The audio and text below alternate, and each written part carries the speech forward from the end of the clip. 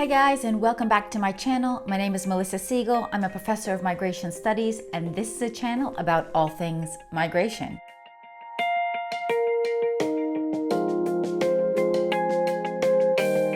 Now today we are going to be talking about the externalization of migration governance. And what does that even mean? We'll also talk about why this is perhaps problematic and a little bit about the history of the externalization of migration governance and maybe some more modern day examples of it, particularly as it relates to the European Union. So what is the externalization of migration or migration governance? So some scholars talk about the migration externalization as the extraterritorial actions taken by states to prevent mobile persons and groups, including migrants and asylum seekers, from entering their legal jurisdiction. Okay, but what does this really mean in practice? Okay, so that's not layman speak. So basically the primary aim of the externalization is really to shift the costs and responsibilities of migration control away from the countries of destination and onto often transit countries or origin countries for migration. So the idea is that when countries try to externalize their borders, they are trying to make partnerships or agreements with other countries so that migrants never even reach their borders. So we could see this, for example, in the case of the European Union, so making deals with Turkey or Libya or Egypt or Morocco or other countries to make sure that they don't even let migrants leave their shores, either their own migrants or irregular migrants that might be transiting through their countries, so that they don't actually make it into the Mediterranean and try to reach Europe. This is just an example of one way of externalization. Now, some scholars or some people view externalization strictly as the subcontracting or the outsourcing of border controls, but we can maybe see this a little bit more broadly than that. So there are a number of ways that countries do this, a number of externalization instruments that we see. So the most common form of this is to have formal or informal, bilateral or multilateral agreements. And there are different things that can be encompassed within these agreements, all right? So they can be, really at the regional level or from country to country, having to do with the management of migration flows between countries. There are some measures that we can talk about that are included in this. So one thing is border control and surveillance. So this has to do with enhancing border security and surveillance, often in transit or source countries of migrants. This can consist of, for instance, providing resources and training to border security forces of other countries, or in funding and assisting the establishment of checkpoints in transit countries to intercept migrants. Another way that we see countries doing this is with offshoring detention facilities and migrant processing centers, or maybe asylum processing centers. So this is setting up detention or processing centers outside of the destination country to manage asylum seekers and migrants. And we do see examples of this. So there's a recent agreement, for example, between Italy and Albania to set up these offshore processing centers actually in Albania for Italy. Another tool that we see being used are return and readmission agreements. So these are arrangements where a country agrees to accept back its nationals who are found to be irregularly residing in another country. So that means, for example, if Spain finds that there are irregular Moroccans residing there, that they make an agreement, for example, with Morocco, so that Morocco agrees to take their citizens back. So you might think that this is simple, just to send someone back, but actually in practice it is much, much more complicated to return, and particularly forcibly return migrants than you might think, at least in democratic countries that have some semblance of human rights. Now, where this also gets a little bit tricky is that some of these return and readmission agreements, at least that the EU and sometimes other countries want to set up, are that countries not only take back their own nationals, but that they also then would need to take back nationals from other countries who they can prove transited through that country. This would be if for example, Senegalese person transited through Libya on their way to Italy, then Italy would like to be able to not only maybe send that Senegalese person back to Senegal, but they would like to be able to send that person perhaps even back to Libya, for a number of different reasons. And of course, this is where it starts to get a bit sticky and tricky. And a lot of countries, of course, don't want to take back nationals that are not their own nationals. But if the EU or the other country has enough leverage, or they're willing to pay enough or give enough, perhaps in development aid, then we might see these things starting to happen. We also see the transfer of responsibilities to even non-state actors. So that means not only perhaps making agreements with countries to securitize their own borders so that migrants don't get through to another country. It also means perhaps contracting or somehow using third parties to do visa checks. So for instance, private airlines and transport companies are doing passport and visa checks now.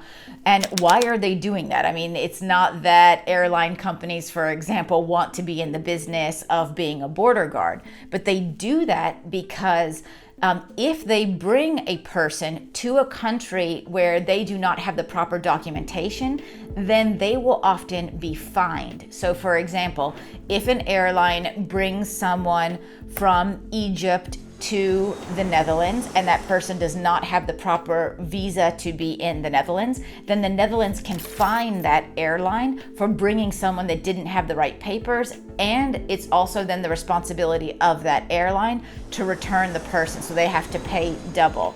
So airlines and other transport companies have quite strong incentives to do these visa checks and document checks so that they don't get fined on the other end. So this is a very clear externalization of border control and effectively, turning transport companies or turning airlines into border officials effectively.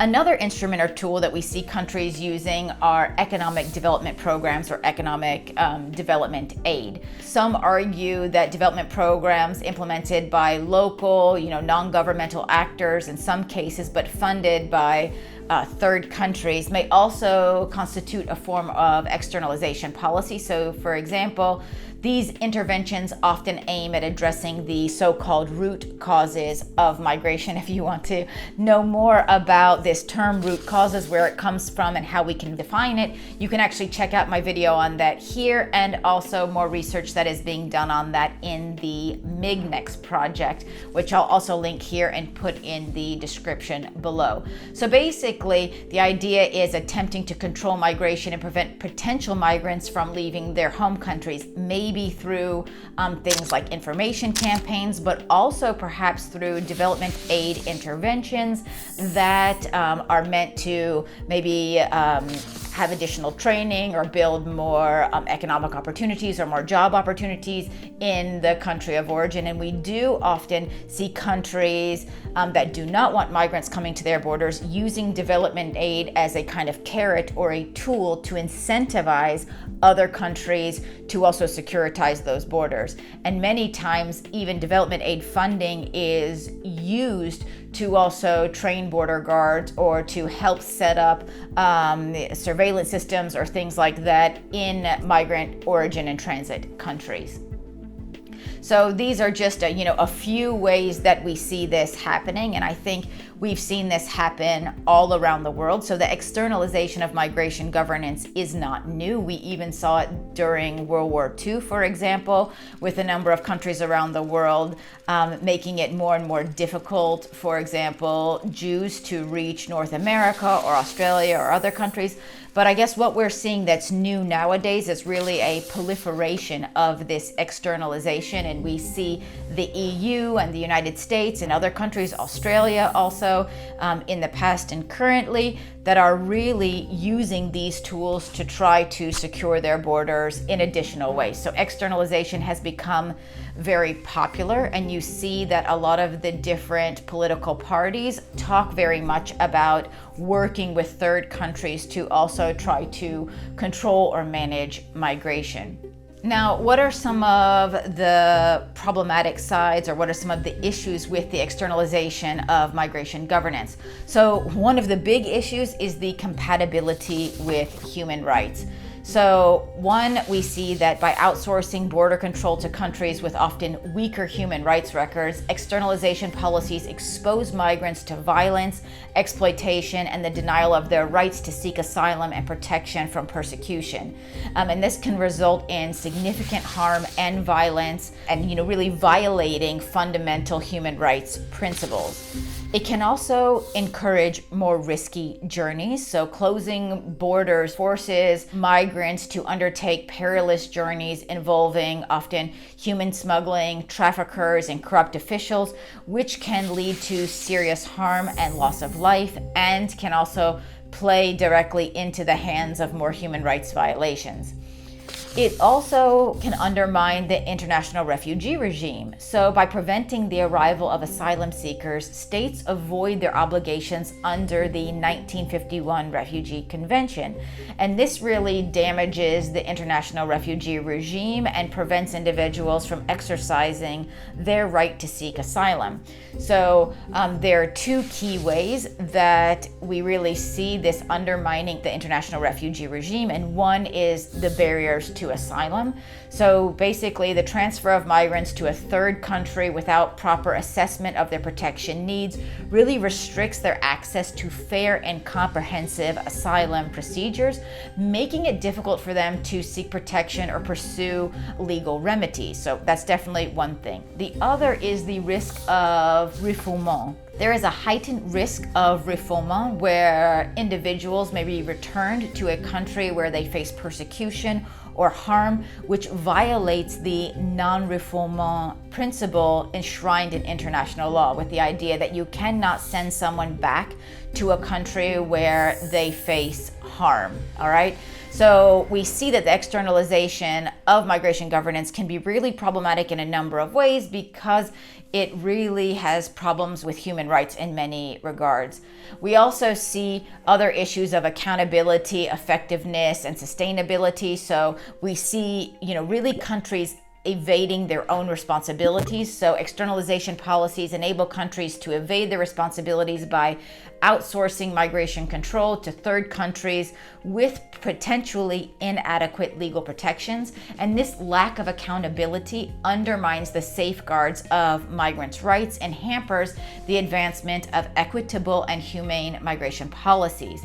We also know that there's often limited effectiveness and sustainability of these kinds of policies. They might temporarily slow migration, but they don't provide long-term solutions and can often create new problems. So it is not that these are really the fix to the situations that we often see on the borders. There are a number of other issues that can be problematic. They can push a disproportionate burden on developing countries. They can use refugees as bargaining chips. Wealthier states can use externalization policies to negotiate with less developed countries, often leading to the exploitation of refugees for political or economic concessions. And we do see that externalization places an undue burden often on developing countries where most refugees reside, causing significant social and economic challenges. What it can also do is foster racial antagonism. So externalization can create and intensify racial antagonism by disempowering differently integrated populations and creating social and economic disparities.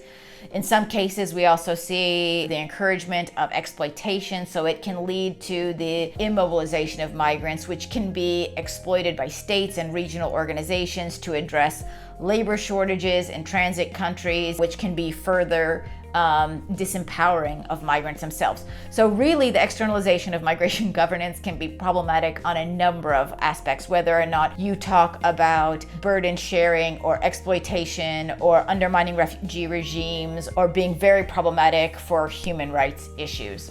That being said, as I said before, we do see that more and more countries are very interested in working with third countries to try to stem the flow of migrants. This is not new. One of the most maybe famous cases of the externalization of migration governance is the agreement between the EU and Turkey that they have in the joint statement from 2016. And under this agreement, new irregular migrants crossing from Turkey to the Greek islands were to be returned to Turkey, and really delegating control of borders to EU borders and to control of the Balkan border to Turkish authorities.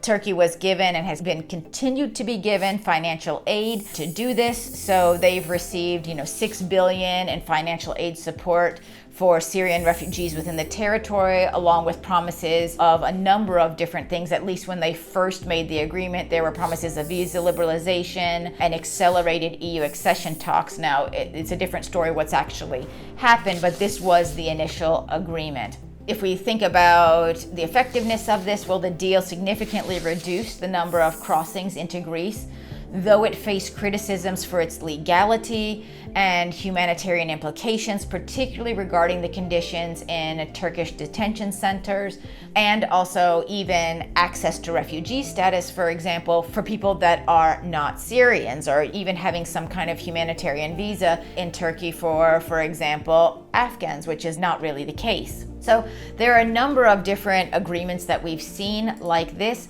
I'm not going to go through all of them, but just in the last year, the EU signed deals with Egypt, they signed deals with Tunisia, they signed deals with Lebanon, they signed deals with Mauritania. So there are really a number of countries that the EU is now cooperating with to externalize migration governance. And of course, if you're interested, you can look more into those deals. As usual, I will put all of the references in the description below so that you can check those out in case you are interested, and really just, try to stay up to date with what is going on in this area, and particularly take a look at the oversight in these deals and in these agreements, because perhaps a deal or agreement in itself isn't bad, depending on the conditions in those deals, what money is being used for.